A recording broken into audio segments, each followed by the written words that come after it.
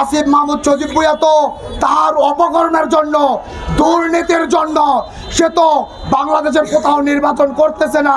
তার অপকর্ম যেন এই প্রশাসন, এই সরকার, এই অন্তর্বর্তীকালীন সরকার তার দুর্নীতি যেন প্রকাশ না পায়, সেই জন্য সে একজন খ্যাতিমান নেতা, একজন মুরাদনগরের ইসলামিক ম্যান্ডেটের নেতা, আমাদের আপামর জনগণের হৃদয়ের স্তরের মানুষ, হৃদয়ের বন্দরের মানুষ আলহাজ কাজী শাহ মোফাজ্জল হোসেন কায়কোবাদ সাহেবকে নিয়ে মিথ্যা প্রপাগান্ডা রটাচ্ছে। এই অন্তর্বর্তীকালীন সরকারকে, ইন্টারিমকে জানিয়ে দিচ্ছি, আপনাদেরকে কিন্তু আমরা আমাদের উপর ভর করে এই ইন্টারিম সরকারে এসেছেন। না হয় ডক্টর মোহাম্মদ ইউনূস আপনিও কিছুদিনের মধ্যে হাসিনার কারাগারে প্রেরণ হতেন। আমরা বলে দিচ্ছি, যদি একজন খ্যাতিমান